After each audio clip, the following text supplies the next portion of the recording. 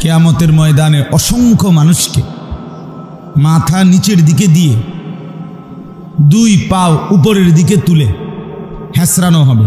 মাথা নিচে, পাও উপরের দিকে, এইভাবে মাটিতে ঘষানো হবে। নবী সাল্লাল্লাহু আলাইহি সাল্লাম বলেন, কেন? শুধুই মাত্র জবানের গুনাহের কারণে। হাদিস এটা, ইল্লা হাসাইদু আলসিনাতিহি, তাদের জবানের কামাই। এই যে অনর্থক কথা, অপ্রয়োজনীয় কথা, মন্দ কথা, গীবত শিকায়েতের কথা, অশ্লীল কথা, গালিগালাজ, এই জাতীয় যত কিছু।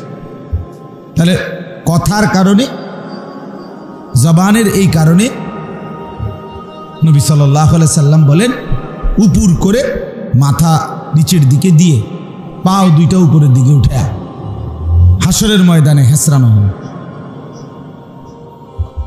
কোরআনুল কারীমের মধ্যে আছে ওয়াইলুল লিকুল্লি হুমাযাতিল লুমাযা।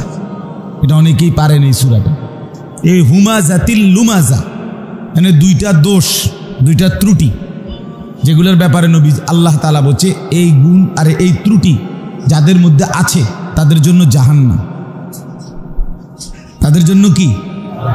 জাহান্নাম, আগুন। আর এই দুইটাই জবানের গুণ। একটা হলো কারো সামনে মুখোমুখি তার নিন্দা করা, আর একটা হলো কারো পশ্চাতে নিন্দা করা। এই দুইটাই, অর্থাৎ যে কাউকে সামনাসামনিও লজ্জা দেয়, মন্দ বলে, সেও জাহান্নামী। পশ্চাতে যে গীবত করে, সেও জাহান্নামী। তাহলে জবান মানে এই জাহান্নামের কারণটা হলো কি? জবান। সামনে বলুক আর পেছন থেকে বলুক, সবটাই জবান।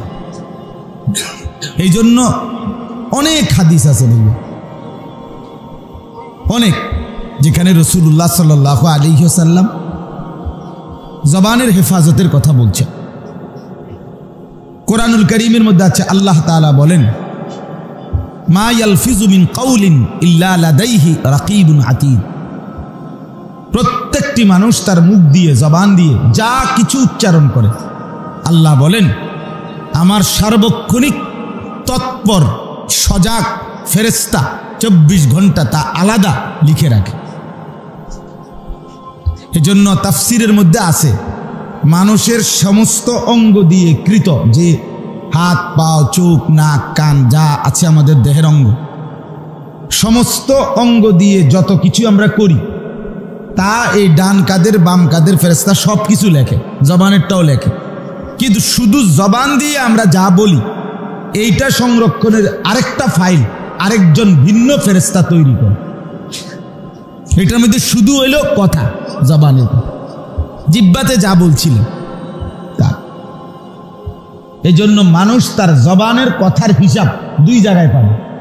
এক হলো ওই ডান কাঁধে বাম কাঁধের ফেরেশতার যে ফাইল, এটার মধ্যে সব কিছুর লগে এটার হিসাবও আছে। আরেকটা হলো শুধু জবানের ফাইল একটা কি আলাদা, বেহুদা কথা, অপ্রয়োজনীয় কথাগুলো যা বলছিল, এটাই আয়াতের অর্থ। আলাদাভাবে কি পরিমাণ বেহুদা কথা আমরা হাসতে হাসতে, রসিকতা করে, দুষ্টমি করে, এমনিতে অনেক মানুষ হাসতে হাসতেই গালি দেয়। এটা মানে ফুর্তি করে গালি দিয়ে কয়, কিরে ভাই গালি দিলে? দিলাম আরি, দিলাম আরি, মাকি ছাগল দিলাম আর কি আবার, মানে এটা তার একটা তামাশা আর কি, সেটা তারও মজা পায়। আরেকজনকে গাইলেই সে আরো কি পায়?